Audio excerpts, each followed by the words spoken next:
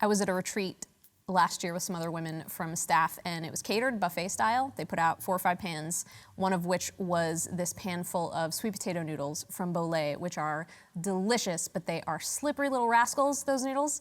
And instead of tongs, like serving tongs, they had put a spoon into this pan of noodles, which wasn't super efficient. And I tried to make it. I wanted those noodles so bad, but the line behind me was starting to get very long and I was feeling awkward. And so after what felt like ages, probably a full minute of me trying to spoon some of these noodles onto my plate, I finally get like 1 noodle on my plate and then I just moved on as though that's all I wanted. Just the one for me, please. I'm on a New Year's diet. Spoons are not made for noodles, guys. It was never gonna work.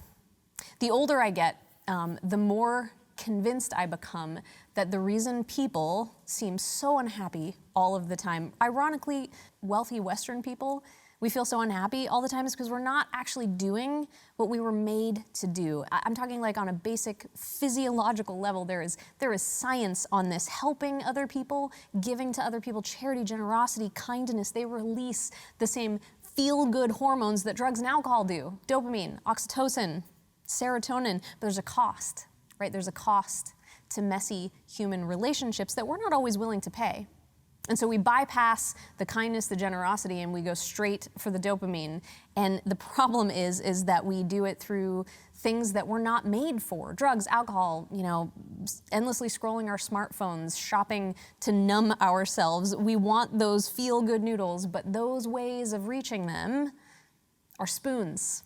It's never gonna work. You'll maybe get a noodle or 2 for a little while, but nothing like enough, never anything like enough, because we are not doing what we were made to do.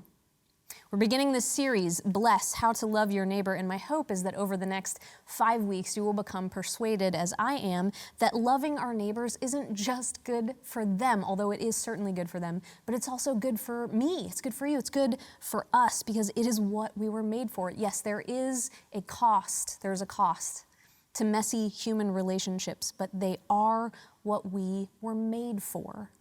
And in surrendering to what we were made for, we find that the gift of it so far outweighs the cost. When I am life-giving to the people around me, it gives me life. We no longer, each of us, have to survive on a single noodle. We can be full, even to the point of overflowing. We're going to be using this book called Bless for this series, which sketches out practices that help us love our neighbors better. It's not a book study. There are other books that talk about these practices. This is just the one that we picked so we can do it all together on the same page, so to speak. But it's the practices that we're after. And these practices are things that really we should be doing anyway as followers of Jesus to be good neighbors. Honestly, I think that a lot of people, myself included, during the pandemic, my people skills kind of atrophied, so maybe this will be a helpful refresher for us all. And I'll tell you more about the book in the coming weeks. But first, as we dive into this series, what I wanted to do was start with the biblical framework, the rationale for why we're doing this, why we think it's important to be blessers of the people that we meet and encounter. So you don't think I'm just making it up. I want to give you the background, and hopefully that will reignite your excitement as it has for me to do what God meant when he commanded us to love our neighbors as ourselves. While I was doing research for a series last year on the Holy Spirit, I realized something that I think it's not like hidden, but it's just not something I ever thought of before, which is that there is only one time in the entire Bible that God's Holy Spirit works independently of human beings. So in other words, every other time that God's Holy Spirit does something in the Bible, it is through the agency of people. The only exception is page 1 of Genesis, when God's Spirit brings order to the chaos, the tohu vavohu, the wild and waste of unformed creation. And obviously he can't use people for that because there are no people yet. But after day 6, when God makes people in his image, the Holy Spirit has worked through those humans ever since. And of course, that makes sense. He made us his stewards. We were always meant to be as he is, to rule as he would. Be fruitful and multiply. I don't think that's just a command to have babies. I think that is a command to make fruit, to bring more goodness out of God's already good creation, to co-create with God. I think it can be really easy for us to imagine Eden and heaven like they are these super boring Christian-y places because we can't have any of the guilty pleasures that we enjoy now, like TikTok and Ginny and Georgia and Lucky Charms. By the way, there is a Lucky Charms that's made entirely of marshmallows. There's a version that's just marshmallows. America. But that's just crazy. Pleasures were never meant to be guilty. The fun that we have now is a distant echo, a cheap imitation of the joy that we were created for. I suspect there will be pleasures in heaven so decadent, so incredible that we will be shocked to find that they are, in fact, innocent. We were made to bring new pleasures, new joy, new blessings from the garden that God gave us. We were born farmers, yes, but we were always destined to be architects, to build cities, to write books, to make music, to tell jokes, to brew coffee. We were meant for this. People, you and me, we were always meant to be God's plan A, to bring forth more goodness from his good world, to bless this ground and all the people in it. That's our calling. But we've not been very good at it. Some cliff notes, Genesis 1 through 11, the people God made and blessed and placed in the garden, they had one rule. There's this one thing you can't do. That's all. If you do it, you'll die. Spoiler alert, they do the one thing. And then sin and death enter the good creation, and the garden becomes bent and the people in it. The ground is cursed. Doesn't work how it's supposed to anymore. Our bodies don't work how they're supposed to anymore. We bleed, we get cold. Our thoughts and our hearts are infected. We're suspicious, we're jealous, and people, they just get worse and worse. You know, Cain kills Abel, Noah in the flood, Sodom and Gomorrah. People populate and then repopulate the world, but they just keep doing different versions of that one thing over and over again, hurting people. Until finally, in an attempt to lead his beloved people back to himself, God chooses a family, Abraham, to try yet again, to try to carry out this mission of bringing goodness out of his creation instead of greed and ambition and chaos. So he chooses Abraham and Sarah to be the father of his chosen people, Israel. But it's important to know, not because he didn't choose him because he loved Abraham more than everybody else. He didn't choose Abraham because Abraham deserved to be chosen. He didn't choose Abraham because he only wanted Abraham's family. He chose Abraham for a purpose, for a mission. It wasn't a privilege, it was a mission. Israel, as God's chosen people, would have a mission, and it is the same mission that Adam and Eve couldn't pull off, that Cain couldn't pull off, that Noah's descendants couldn't pull off, this mission of being a blessing to who and what we touch, to be a conduit of goodness in our world. Listen with me to Genesis chapter 12, beginning in verse 1. The Lord had said to Abraham, "Go from your country and the people in your father's household to the land I will show you. I will make you into a great nation, and I will bless you, and I will make your name great, and you will be a blessing. I will bless those who bless you, and whoever curses you, I will curse. And all people on earth," listen, "all peoples on earth will be blessed through you." If you are ever in doubt that God wants all of us, that he loves all of us, that he would give his life again for every single one of us, I hope these verses disabuse you of that nonsense. All people on earth will be blessed through you. He charges Abraham, not some, all, even the ones who want nothing to do with the God who does the blessing. Be good for this world. Be a conduit of blessing here. Live lives so full of love, joy, peace, patience, kindness, goodness, faithfulness, gentleness, self-control that people want to know the God you live that way for because it's so different than everybody else. That's the mission. Now, spoiler alert, Abraham's family doesn't do much better than Noah's or Adam's people keep messing up this mission over and over again. And God knew that broken people like you and me, we weren't going to be able to do it on our own. We keep failing this mission to bless instead of curse. And cursing, by the way, it's not just like murdering and pillaging. The opposite of blessing can be much more subtle and disguised in our lives. As followers of Jesus, apathy, just not caring about anybody but me, that's the opposite of blessing. Despair, believing that no good is ever going to come again, and I'm just going to Netflix and Nutella myself into sweet oblivion. That is the opposite of blessing. As followers of Jesus, we're not meant to have a net neutral effect on this place. It's not good enough to just not hurt people. We were meant to bless them. But we look at ourselves and I think we know, even at our best, this ain't it.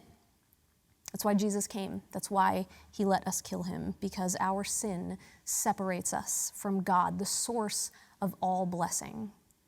And the only way back to God, to that source of blessing, is over Jesus's dead body. His body, his blood bridges the gap between us and a perfectly holy God, so we can access the source again, so there is a space in us that's clean enough for the Holy Spirit to live. And by the way, that is not the end of the story. That is the beginning. Remember, since page 2 of the Bible, the Holy Spirit has only worked through human beings, which means that people, you and me, we are still God's plan A, to bless this ground and the people in it. That is still our calling. And because Jesus died and put his Spirit in us to live, there's actually a chance now that plan A could work. Do you understand what I'm saying to you? What you do actually matters. If I am obedient to Christ, it matters. If I resist him, it matters. And yes, his blood covers my sins and his sacrifice is forever, but that does not mean that my actions don't matter. Everything I do has the power to point someone toward Jesus or away from him, even if I don't want that power.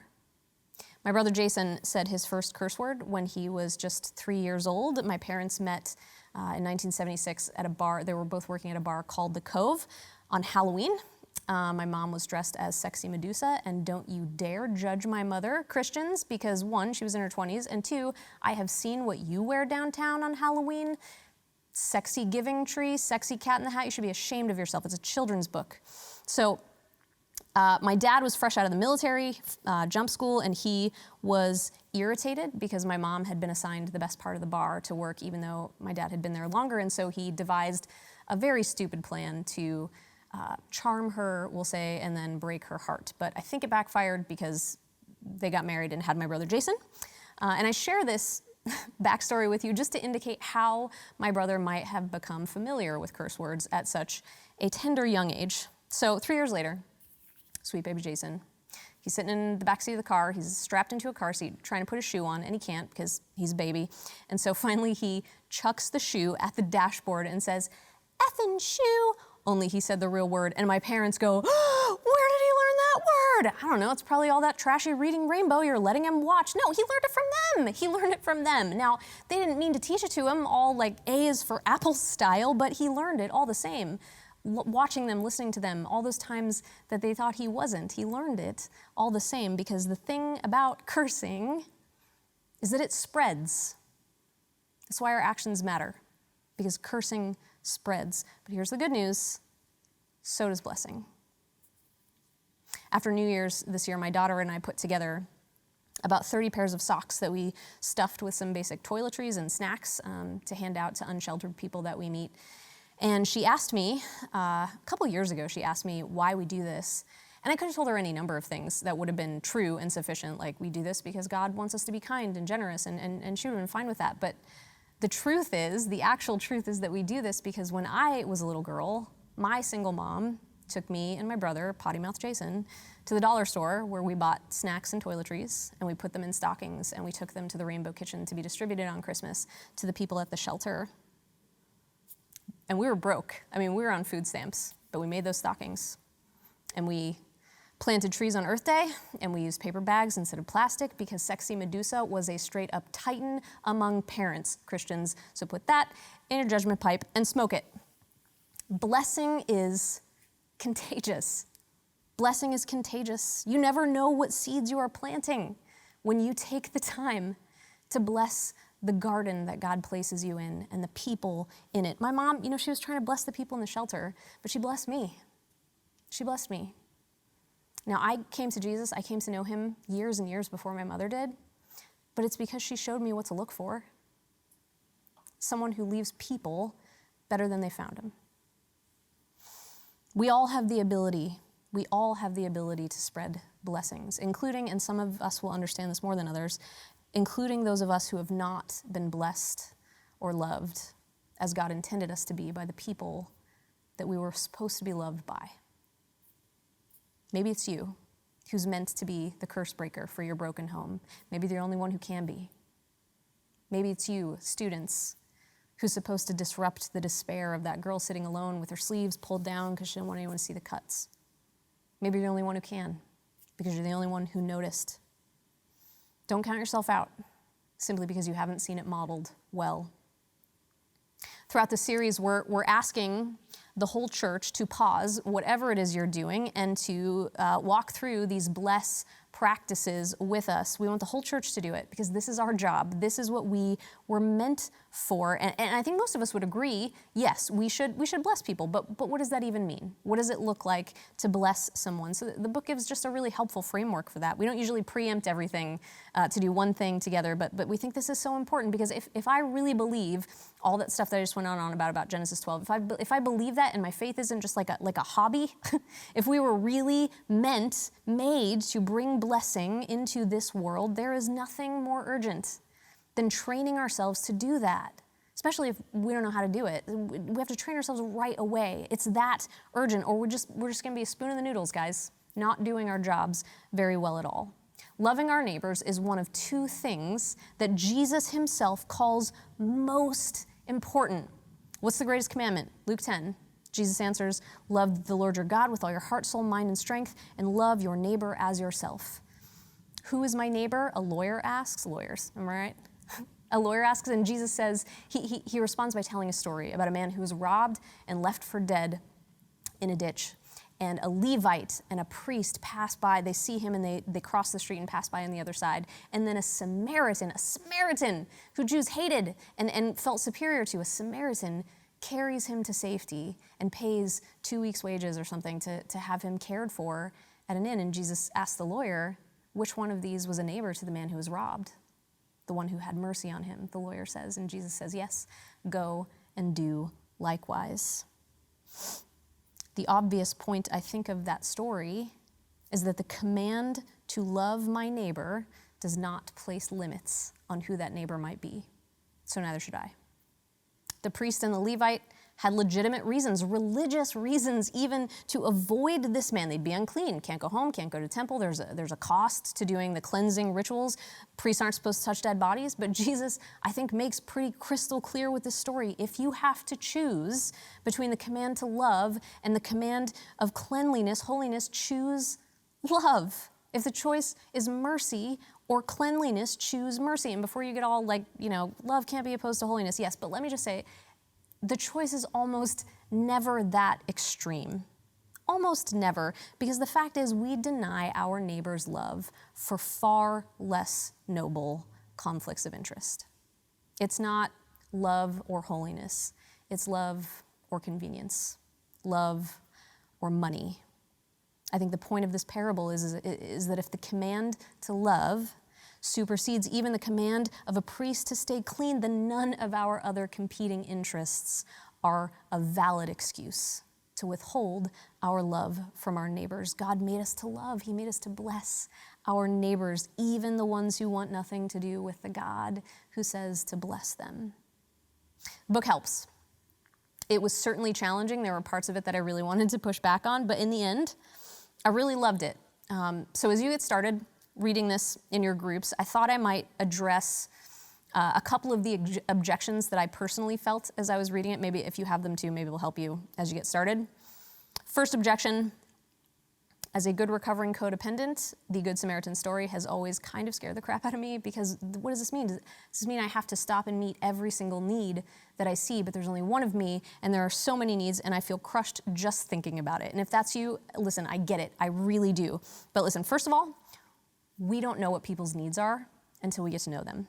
It's actually my assumptions about what people need and will ask of me that makes me shy of the relationship. Maybe they just need prayer. Maybe that's their need. Or maybe I'm the one who's needy. Maybe God is intending to use this relationship to help or bless me. Shocking, I know, but it's very possible. But regardless, I don't think that's what Jesus means with this parable. I don't think this is in order to kind of indiscriminately be everything to everyone. I think he just means that there is no person or people that we have the right to self-select out of loving.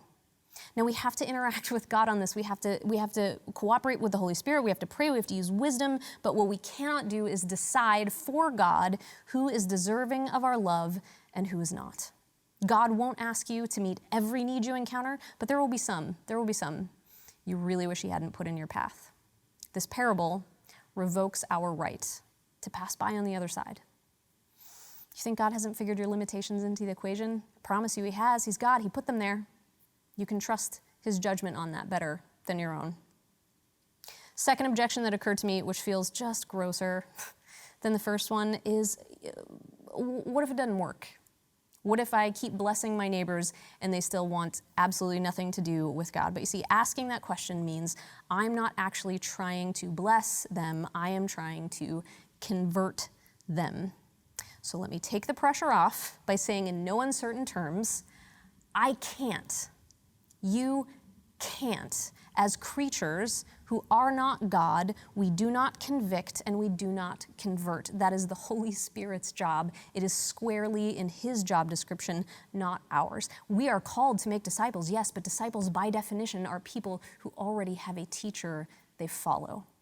I can't force anybody to follow Jesus, neither can you. We're not like Christian hypnotists. You wanna know if it's working? If I'm loving my neighbor as myself, it's working. It's working on me. And I probably need a lot more work than I imagine. If I'm being honest, I opened this book pretty skeptically. Anything that could be called like an evangelism strategy, I've always found very cringy. And don't mistake me, I think it's important to share our faith, but I think sometimes we make it so much harder than it has to be because we think it has to look a certain way or it has to be on a certain timeline. Like, what if it's not God's timeline? A few years back, I was coming into Orlando on an airplane. We had about an hour left in the flight, and probably a week or two before that, a fella, Dr. Bob Tuttle, had preached here at Summit, and he had shared a story about how he witnessed to a guy on an airplane. And I remember thinking, man, I should really do that. Like, I should witness more to people on airplanes. Like, what if we crash? I didn't tell them about Jesus. That's on me. So I'm coming in. There's about an hour left in the flight, and I look over. There's a guy sitting next to me, probably about my age, maybe a little older, wearing a Tampa Bay Bucks jersey. And then suddenly I remember that he may spend probably an eternity in hell if I don't have a conversation with him about Jesus right now. So I start to sweat because I have never been good at sharing my faith with strangers with no context. I also have not practiced doing this since Bob spoke at Summit, so I am just stressing out. I'm sweating, and I think, what if he thinks I'm weird? What if he thinks I'm super weird and 30 minutes go by while I'm playing through every scenario about how this could really end very badly? And I look at my watch and I look at the guy and I sweat.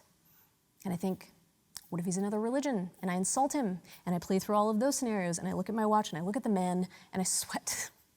I think, what if he eats Christians? Okay, now I'm just stalling. Just chill out, Kaylee, just do it. You're making a bigger deal than you need to about this. Just lean over, just talk to the guy, just do it. So I turn to him.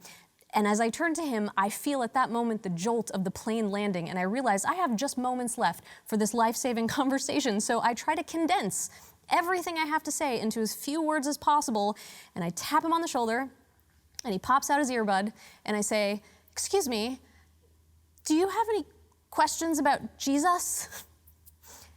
And he looks deeply into my eyes, and he says, "Nope." Pops that earbud right back in and proceeds to avoid eye contact with me through all of deboarding. Do you have questions about Jesus?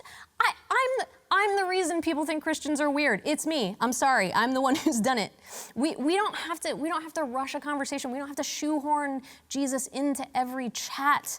Like, we are in control of the outcomes. It may do more damage than good. What if I'm the first Christian that guy meets? Now he thinks Jesus is a weirdo like me and he doesn't want to talk to any more Christians. But you know what really made that conversation a failure, my fellow weirdos? It said it was never about the guy. It was about me and my performance for God, who must feel very lucky to have me. Do you care about the person in front of you, or do you care about converting the person in front of you? Because those are very different things, very different. As different as love is from pride. What I love about the blessed practices, and what I hope you do too, is that it is not an evangelism strategy, it's a discipleship strategy, and not for them out there, for me in here.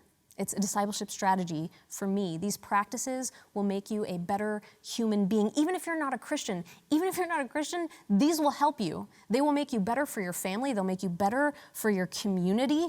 Even if you're not sure if Jesus is who he said he was, this will make you better. By the way, if you're in that camp, we have a great group for you called Starting Point, where you can ask all of your hardest questions about faith, and it's a safe space to just process that and decide what it is that you believe. But that's a shameless plug. Anyway, this is good for everybody because it is a skill set. It's not a checklist, it's a toolkit. For me, it doesn't reduce people into projects. It elevates them to friends who I need probably much more than they need me. We're going to walk through the blessed practices over the next 5 weeks. They are begin with prayer, listen, eat, serve, and finally share. And I think the order is important. I didn't pray on that plane ride. I never prayed, or if I did, it was like, oh God, please don't make me do this. Never occurred to me that maybe God didn't want me to do it to begin with. Beginning with prayer reminds me that I'm not called to meet every need I encounter, right? I'm called to meet some. How on earth will I know which ones if I never ask? And beginning with prayer reminds me that I don't see people the way that God does, not yet. And I need help with that constantly. I still default to seeing myself as the one with something to give. I'm the Good Samaritan. I'm the one who's looking around at the needs and thinking that maybe they'll overwhelm me. But what if I'm the one in need? What if I'm the one who's bleeding in the gutter? If I have lost my sensitivity, if I have lost my compassion for people who don't know they are dearly loved by God, then I am the one in need. I am the one with a heart that is so hard, I don't know how much longer it will beat. Beginning with prayer it softens that stone back into flesh.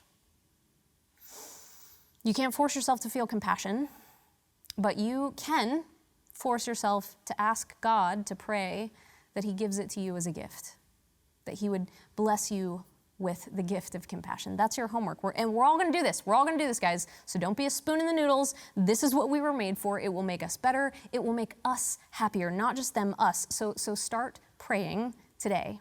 Start praying today, every day this week. God, renew my desire to be a blessing to the people that you give me to love. Renew my desire to be a blessing to the places that you put me, in the gardens that you place me in. We're going to start praying together now. There's going to be a few prompts, and we're just going to pray through those, and then we will close. Would you pray with me? Jesus, we are so grateful. I am so grateful that you have poured out your blessings on my life, even though sometimes they're hard and challenging. They have all served to draw me closer into a loving relationship with you that I never knew I could have. Thank you. Lord, I pray that you would give us in this church a heart for people who don't know they are loved by you. I pray that you would help us to see people, that we would notice them, that we would have a desire for them to know you, not because we want to save them, not because we want to convert them, but because we know how good it feels to be loved by someone perfect, by someone good and loving and kind. Lord, we pray for increased compassion for our neighbors. There are people that we pass every day, Lord. Would you help us? Would you help us want to love them, to want to love them? Would you help us notice the people who are in close proximity to us all the time that we may not even realize we see all the time, whether that's neighbors who live near us or neighbors in cubicles or neighbors in classes. Lord, increase our compassion for the people in proximity to us. Lord, I pray that you would help us become awake to the stories of other people. We are so inwardly focused, so self-focused in our thoughts, in our behaviors, in our emotions. Lord, help us break free of that. Not because we shouldn't ever think about us or care for our own needs, but because we sometimes don't realize that there's no space for anyone else. Lord, help us to become awake to the stories of other people instead of just endlessly combing through our own. Lord, I pray that you would give us clarity on who you might be calling us to bless. That will require wisdom and interaction with you and the Holy Spirit and prayer and just seeking, Lord, who are the people? Who are the people that right now, maybe just for this next season, you want me to invest in? We don't have to know why, but Lord, would you help us know that? Would you help us see them? Would you help us increase in compassion and love for them? Lord, I pray you would give us wisdom on how to live a life of blessing amidst already very full schedules, very full lives. We schedule ourselves within an inch of our lives, Lord, most of the time, and that doesn't leave room to notice people the way that you noticed people, to ask questions to people the way you did. Lord, would you help us have wisdom and discernment on what maybe we need to set down for a season in order to make space for people? Lord, would you help us with that? And Lord, we pray that you would give us opportunities and you would help us notice the opportunities and see the opportunities and take the opportunities to be a blessing to the people around us, because we know that you have already used other people to be a blessing to us. Help us be the conduit of blessing in your world the way we were intended to be. And we pray these things in the name of your Son, Jesus Christ, in whom we put our hope. Amen.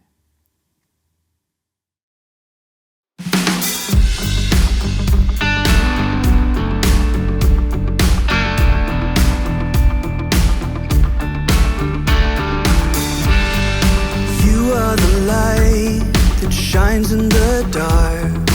You are what shadows cannot comprehend. And you are the one who lives in my heart, filling me up to be poured out again.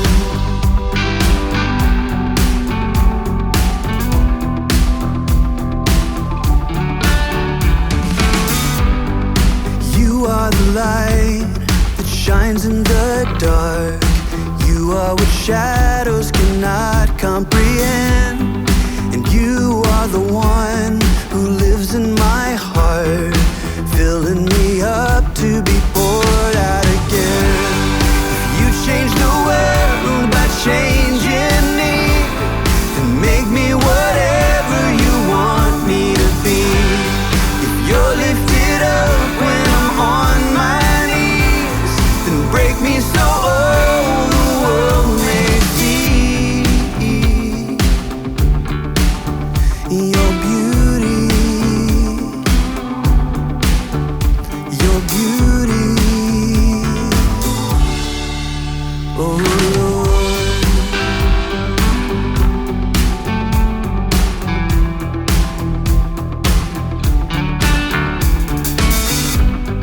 Mine is the sin that tears me in two.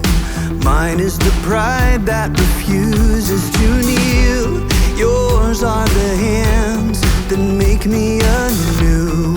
Yours are the words that will strengthen and heal.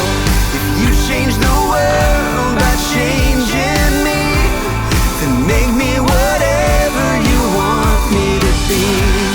If you're lifted up when I'm on my knees, then break me so all the world may see your beauty, your beauty.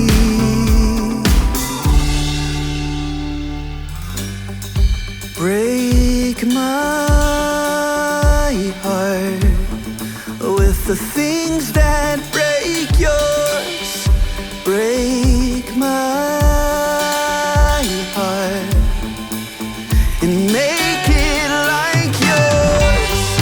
Break my heart with the things that break yours. Break my heart and make it like yours.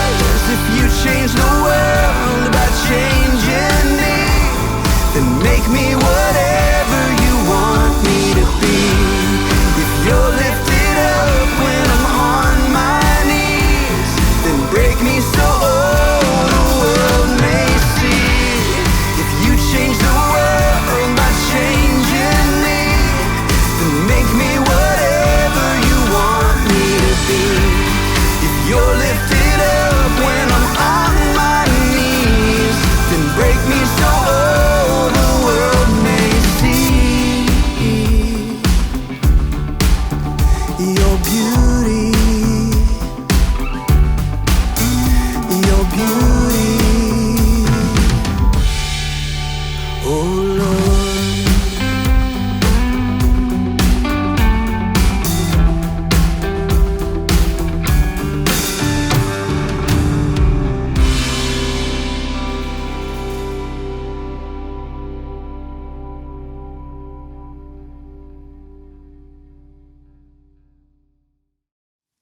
For this series and beyond, we would really encourage you to follow along with us on social media or subscribe here to our YouTube channel so you never miss another sermon.